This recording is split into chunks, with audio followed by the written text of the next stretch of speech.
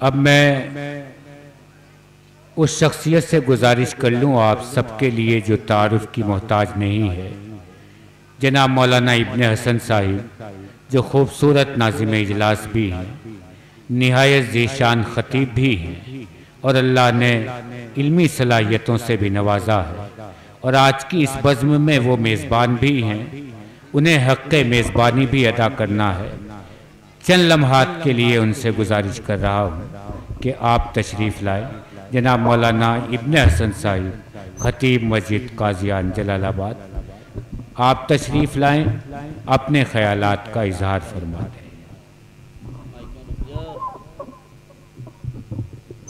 للہ رب العالمین والصلاة والسلام على سید الانبیاء والمرسلین وعلى آلہ واصحابہ اجمعین، اما بعد، اعوذ باللہ من الشیطان الرجیم، بسم اللہ الرحمن الرحیم۔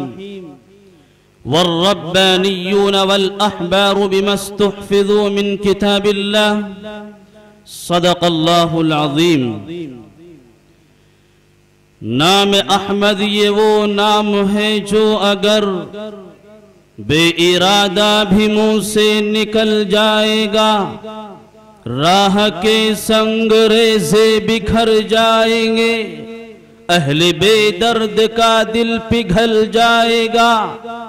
کملی والے فقط کملی والے نہیں، کملی والے فقط کملی والے نہیں، ان پہ شیدا ہے آسمان و زمین، ایک اشارے پہ سورج پلٹ آئے گا، پاؤں رکھ دے تو پتھر پگھل جائے گا۔ سنتے ہی آیت بت شکن کی خبر، کفر ایمان کے سانچے میں ڈھل جائے گا۔ سدرۃ المنتہا پہ جو پہنچے نبی، سدرۃ المنتہا پہ جو پہنچے نبی، باادب ہو کہ جبرائیل کہنے لگے، یا حبیب خدا بس سوا آپ کے، اس سے آگے جو جائے گا جل جائے گا۔ صدر محترم، قابل قدر علماء کرام، آج کا یہ خوبصورت پروگرام جس عظیم ادارے کے زیر انتظام منعقد ہو رہا ہے، آپ حضرات اس ادارے سے بخوبی واقف ہیں، لیکن دکھ اور احساس اس بات کا ہے کہ ناظم صاحب نے آپ سے بارہا کہا کہ مل کر کے بیٹھ لیا جائے، لیکن آپ نے ان بیچاروں کی بالکل نہ سنی۔ اس لیے میں پھر ایک بار آپ سے کہہ رہا ہوں کہ مل کر کے بیٹھے لیں۔ یہ ہندوستان پاکستان کا جو ٹکڑا نظر آ رہا ہے، اس خلے کو آپ پر کر لیں، صحابہ کی سنت زندہ ہوگی، مل کر کے بیٹھیں گے، انشاءاللہ آپ کو ثواب بھی ملے گا۔ آپ بڑے سکون سے پروگرام سن رہے ہیں، میں آپ کے چہروں پر مسکراہٹ لانے کے لیے ایک مختصر سا واقعہ سناتا ہوں۔ آپ نے سنا ہوگا ایک آئینہ اور شیشہ جسے کہا جاتا ہے، جسے ہم سامنے رکھ کر کے اپنا چہرہ اور اپنے سر میں مانگ نکالتے ہیں اور چہرے کو خوبصورت بنانے کی کوشش کرتے ہیں۔ جب یہ آئینہ شروع میں آیا، کسی کو زیادہ اس کی تحقیق نہیں تھی یہ کیا ہوتا ہے۔ ایک بیچارے گاؤں کا آدمی دکان پر گیا، اس نے شیشہ دیکھا اور جب اس کا اس میں چہرہ نظر آیا تو وہ بڑا خوش ہوا، اتنا خوش ہوا کہ وہ شیشہ اس نے فوراً لیا اور لا کر کے گھر رکھ دیا، ایک الماری میں رکھا، درمیان میں ایک پردہ ڈال دیا۔ روزانہ صبح شام جب بھی گھر میں داخل ہوتا تھا، پردہ اٹھاتا تھا، شیشہ دیکھتا تھا اور پردہ پھر نیچے ڈال دیتا تھا۔ ایک دن بیوی نے سوچا، ہائے اللہ، یہ روزانہ پردے کے پیچھے جاتا ہے، روزانہ دیکھتا ہے، پردہ نیچے ڈال دیتا ہے، آخر اس کے پیچھے ہے کیا؟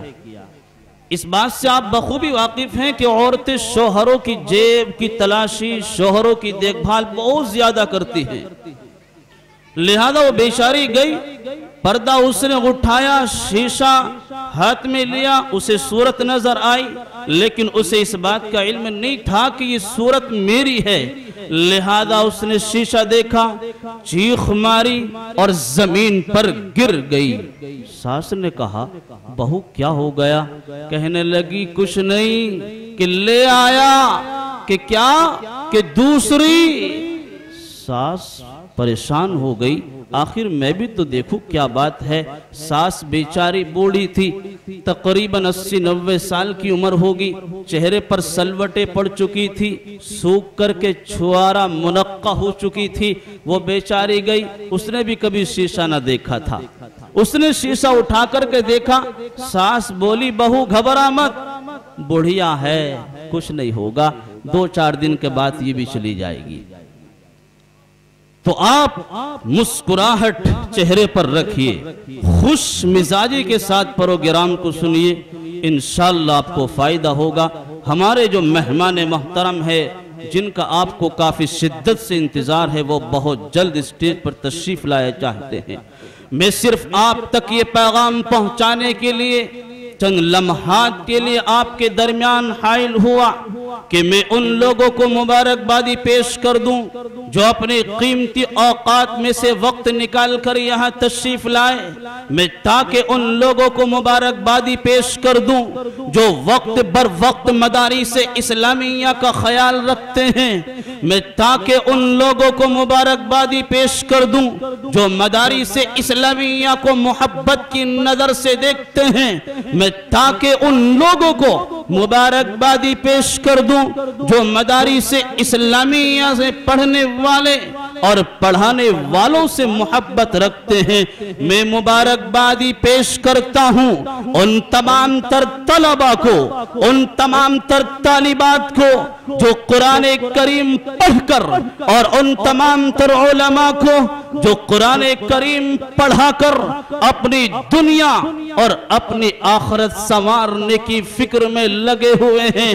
مسلمانوں، آپ کو معلوم ہے یہ مدرسہ ہے اور یہ مدرسے کا جلسہ ہے، مدرسے کی نسبت پر آپ یہاں جمع ہوئے، لہذا میں کہنا یہ چاہتا ہوں اور فضیلت یہ بیان کرنا چاہتا ہوں کہ ان مدارس اسلامیہ کے اندر پڑھنے والے کس اہمیت کے حامل ہوا کرتے ہیں، ان مدارس اسلامیہ کے اندر پڑھانے والے کس بلندی اور رفعت و عظمت کے حقدار ہوا کرتے ہیں۔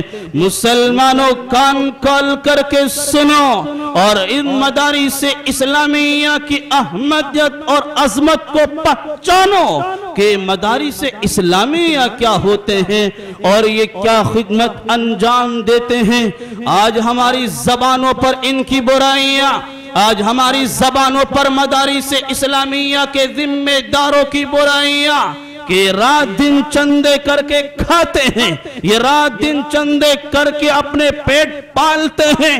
مسلمانوں کان کھول کر کے سن لو، اگر یہ مدارس اسلامیہ نہ ہو اور یہ علماء اکرام نہ ہو تو تمہاری نماز جنازہ پڑھانے والا اور تمہارا نکاح پڑھانے والا بھی میسر نہ ہو سکے گا۔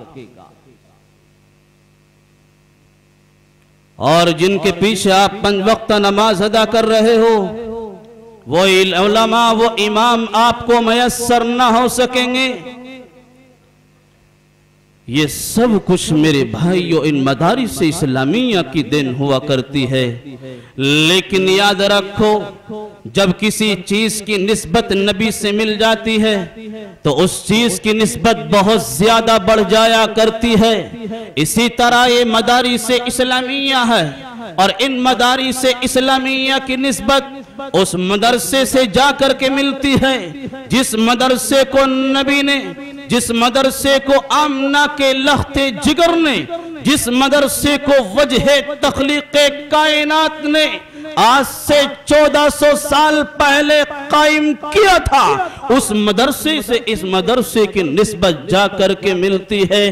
اس لئے اپنی اوقات میں رہو اور اپنی زبان پر قابو رکھو اور اپنی زبان کو کنٹرول میں کرو۔ ان مدارس اسلامیہ کو برا کہنے سے بچو اور مدارس اسلامیہ کے چلانے والوں کو اور پڑھانے والوں کو برا بھلا کہنے سے بچو، ورنہ میں کہا کرتا ہوں فتاوی عالمگیری کی عبارت میں لکھا ہوا ہے کہ جو دنیا کی سرزمین پر بغیر کسی وجہ کے کسی عالم سے دشمنی اور نفرت کا اظہار کرتا ہے، وہ انسان سوچ لے کہ مرنے کے وقت اسے کہیں کلمہ نصیب نہ ہو، وہ اس فکر اور اس سوچ کے اندر مبتلا رہے اور اپنے آپ کی صحیح فکر اور اپنے آپ کو صحیح راستے پر لانے کی کوشش کرے۔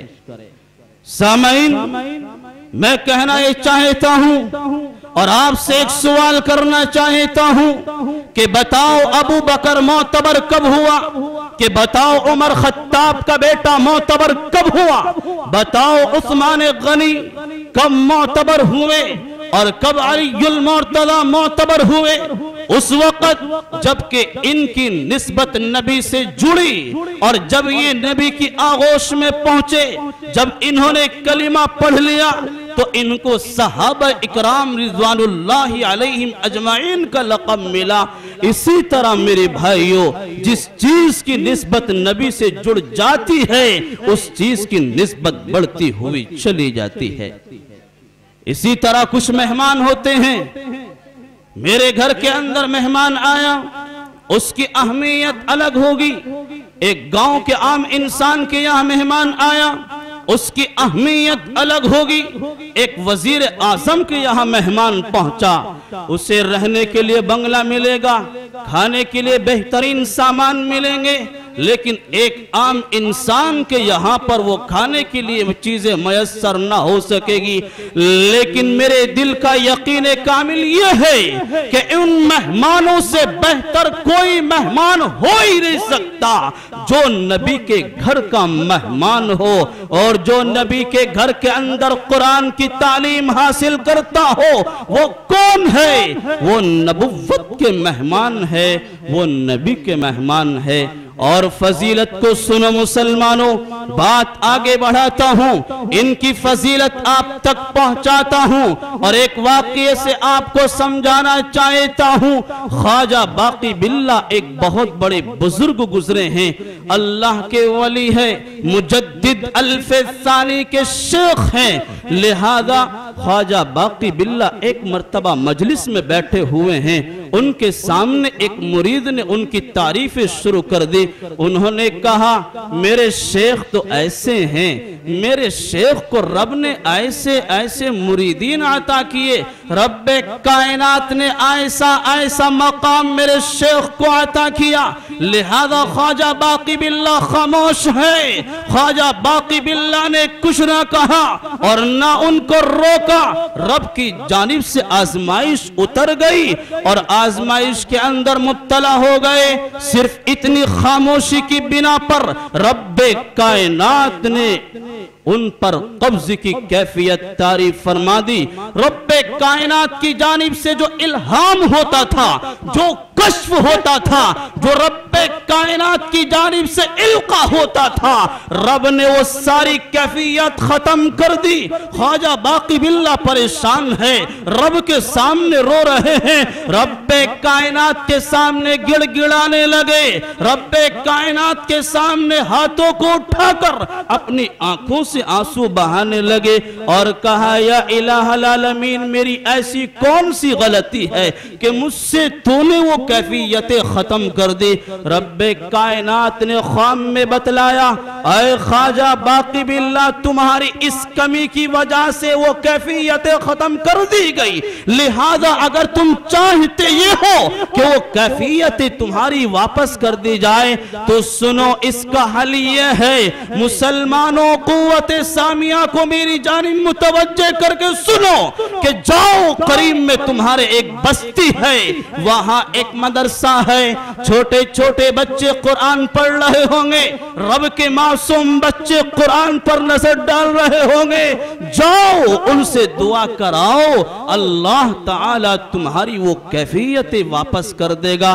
خواجہ باقی باللہ چلے اور صبح اٹھ کر کے جب روانہ ہوئے مدرسے کے گیٹ پر پہنچے، مسلمانوں کان کھول کر کے سنو، طلبہ دیکھ کر کے کھڑے ہو گئے، اساتذہ مسندوں کو چھوڑ کر کے کھڑے ہو گئے، ان کے احترام میں استقبال میں ان کے احترام کی وجہ سے کھڑے ہو گئے۔ خواجہ باقی باللہ کی آنکھوں میں آنسو آ گئے اور کہنے لگے او طلبہ او اساتذہ تم جانتے نہیں ہو تمہاری فضیلت کیا ہے، تمہاری اہمیت کیا ہے، رب نے مجھ سے خام میں بتلایا، اگر تم اپنی کیفیت واپس چاہتے ہو تو جاؤ ان طلبہ سے دعا کراؤ، لہذا میں آج آپ کے پاس دعا کرانے کے لیے آیا ہوں۔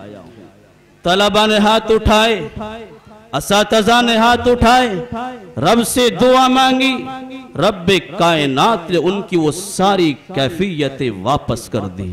مسلمانوں ان معمولی بچوں کو معمولی مت سمجھو، ان قرآن کریم پڑھنے والوں کو نیچی نظروں سے مت دیکھا کرو، اور ان علماء کو جو رات دن کی قربانی دے کر کے آپ کے بچوں کے سینوں کے اندر قرآن محفوظ کر رہے ہیں، جو رات دن کی محنتوں کے بعد آپ کے بچے جو کھیلتے ہوئے نظر آتے ہیں، وہ اسٹیج سے ایک دن بولنے والے نظر آتے ہیں، وہ سب کچھ انہی کی محنتوں کا ثمرہ ہے۔ ہماری زبان تو بڑبڑ چل جاتی ہے، امام ایسا ہے، مولوی ایسا ہے، ٹانگ کھچائی اور شروع کر دیتے ہیں۔ آج کل کے مسجد کے متولی، مدرسے کے محتمم، کہ جن مسجد کے متولیوں کو 4 فرض یاد نہ ہو، جن کو غسل کے 3 فرض یاد نہ ہو، جن کے چہرے پر داڑیاں صفا، جو نبی کے سنت سے بھی محروم ہیں، وہ بے وقوف اپنے آپ کو بہت بڑا قابل سمجھتا ہے۔ آئے مسجد کے متولی سن، تو اپنے آپ کو پہلے سر کے بالوں سے لے کر پیر کے ناخنوں تک خود اپنی زندگی کا محاسبہ کر کہ تو کہاں پڑا ہوا ہے، تو رب کی نافرمانیوں میں ہے، تو نبی کی سنتوں کی مذاق اڑا رہا ہے اور آ کر کے مسجد کے امام پر حکومت چلاتا ہے۔ ہوش میں آؤ مسلمانوں، ہوش میں آؤ، یہ رب کے نبی کے وارث ہیں، اور جو انہیں تکلیف پہنچاتا ہے یہ بیچارے کچھ نہیں کہتے، لیکن رب ان کی جانب سے بدلہ لے لیا کرتا ہے۔ اس لئے آپ اگر صحیح زندگی گزارو گے، ان کا احترام کرو گے، تو انشاءاللہ دنیا بھی آپ کی سنورے گی، آخرت بھی سنورے گی۔ اس لئے میری بارہا اللہ تعالیٰ سے دعا ہے کہ اللہ تعالیٰ ہم سب کو علماء کرام کی قدر کرنے کی توفیق عطا فرمائے، مدارس اسلامیہ کی اہمیت اور عظمت کو سمجھنے کی توفیق عطا فرمائے۔ بتوں کے شہر میں جا کر خدا کا نام لکھ دینا، بتوں کے شہر میں جا کر خدا کا نام لکھ دینا، جہاں پر کفر لکھا ہو وہاں اسلام لکھ دینا، وہ اگر صلح کے پھولوں کو پیروں سے کچل ڈالے تو شاخ گل کی ہر پتی پر قتل عام لکھ دینا۔ وآخر دعوانا ان الحمدللہ رب العالمین۔ اس ویڈیو کو لائک کریں، کمنٹ باکس میں دعاؤں سے نوازیں، چینل کو سبسکرائب کریں، صدقہ جاریہ کی نیت سے شیئر بھی کر دیں۔